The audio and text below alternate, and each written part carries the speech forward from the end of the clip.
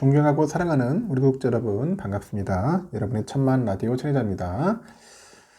또 이어서 한번 또 여러분들께 아주 흥미롭고 새롭고 아주 특이한 소식들을 한번 전달하도록 하겠습니다. 요즘 이야기는 해도 끝이 없어요. 다양한 이야기들이 좀 많이 들려오고 있는 것 같습니다. 좋은 소식도 있고 별로 좋지 않은 소식도 있고 그래요. 그때마다 약간 다른데 그래도 우리가 알고 있으면은 나쁘진 않겠죠. 세상 돌아가는 건 좀 참고해 볼 만한 것들은 좀 있어요. 한번 살펴볼까요, 여러분? 요즘 보니까 외국인들도 현재 짐 싸고 있다.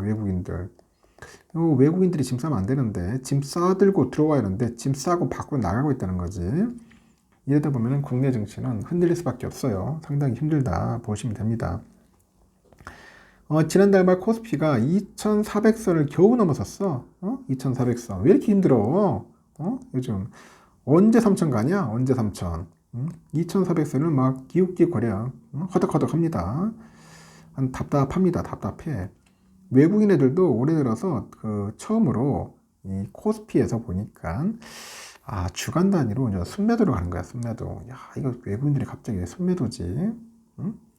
그전엔 순매수였는데 이제는 매도로 바뀌었어요. 매도로 주간 단위로 바뀌었고, 이제 3월 증시 흐름에 대해서 투자자들이 관심이 모이는 거예요. 과연 3월 달에는 어떨까? 상당히 궁금해지죠. 궁금하다. 증권가에 따르니까 지난달 말 코스피가 전장보다 한 10.21포인트 정도 올라서 2412.85 2412.85에 장을 마쳤는데 1월 코스피가 2249.9에서 출발을 했거든. 쳤는데 2425.08까지 오르면서 200포인트 가까이 오른 것과는 달리 좀처럼 맥을 못 추고 있어. 이상히 맥을 못 추는 건데, 맥을 못 춘다. 또 미국의 연방준비제도이사 FED가 있는데 여기에서 금리 인하에 나설 수 있다는 그런 기대감이 잦아들었어요. 금리 인하를 안 할 것 같아. 할 듯 했는데 안 해. 하여튼 그런 기대감이 낮아졌죠. 그러면 지수에도 부정적일 수밖에 없지.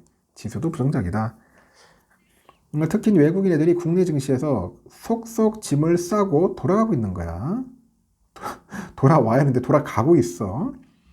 외인들은 지난 1월에 6조 3,700억 정도를 쓸어 담았어요. 웬일이 하면서 막 1월 랠리를 일으켰거든. 근데 2월에 보니까 또 4,230억으로 확 쪼그라들어. 순매수가. 그리고 한 달 사이에 순매수 규모가 눈에 띄게 말 그대로 쪼그라들었다. 줄어들었다. 그 외인들은 또 지난 20일하고 24일 한 주간 7,337억을 팔아치웁니다.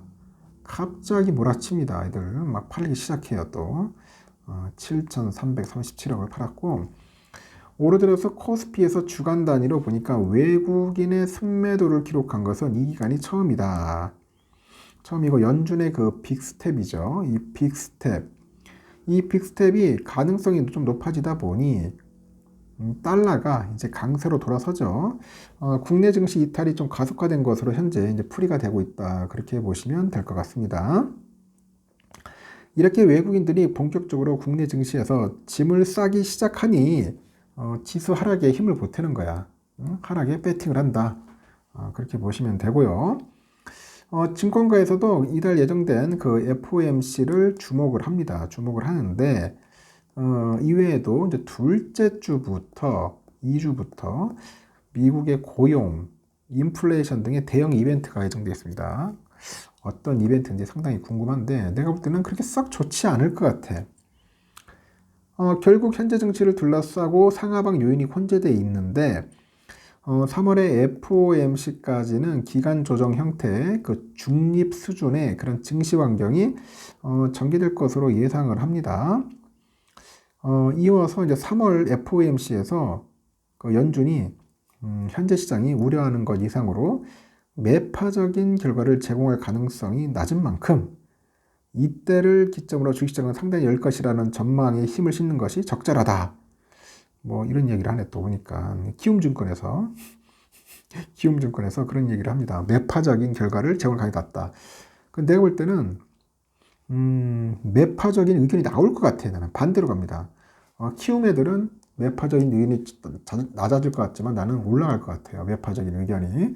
그래서 내가 볼 때 3월 달에 또 한번 요동치지 않겠나 개인적으로 봅니다. 요동치면서 주가가 또 한번 폭락의 길로 가지 않겠나 그렇게 보고 있어요.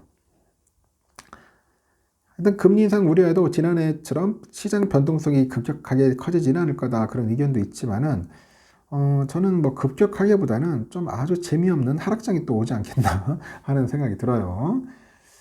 증권 애들은 그래도 증권사는 좀 약간 긍정적으로 보네. 나름대로 긍정적으로 보는데 뭐 나쁘지도 않고 긍정이 나쁜 게 아니라 증권사는 긍정 부정으로 볼 게 아니에요. 정확하게 예측을 해주려고 노력을 해야지. 노력을 해야 하는데 그 예측이 잘 안 맞죠.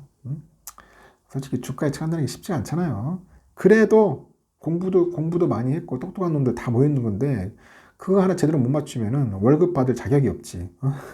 하여튼 잘 못 맞춰. 그만큼 힘들어요.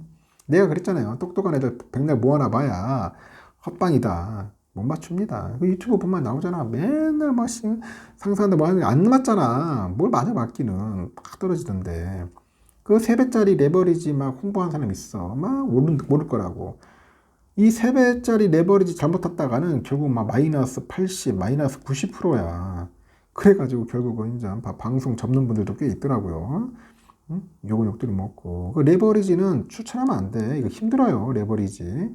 저도 레버리지를 뭐 좀 테스트 삼아서 갖고 있는데, 이거 함부로 할 것이 아닙니다, 여러분. 절대로 레버리지 투자는 하지 마십시오.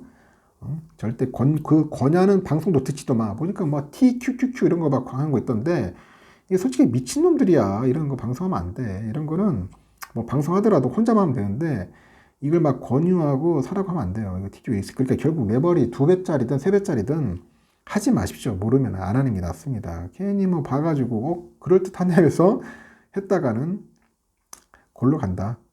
하여튼 뭐 상승기 때 많은 분들이 탔어요. 그래가지고 지금 다들, 지금 막 초주금입니다. 초주금. 하여튼 레버리지 조심하자.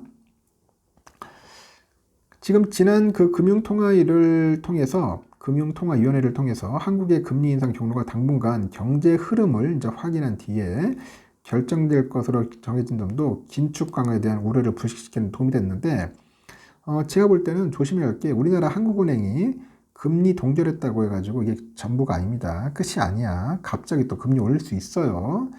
그래서 내가 볼 때는 당분간 상반기는 긴장해야 한다. 긴장해야 한다 생각합니다. 지금 미국장이 그렇게 썩 좋지가 않아요. 내가 볼 때는 이게 파월 아저씨가 갑자기 매파로 돌아설 수 있어. 그 상반기 때 한번 폭풍급의 그런 바람, 파도가 한번 밀려오지 않겠나 하는 생각도 해봅니다.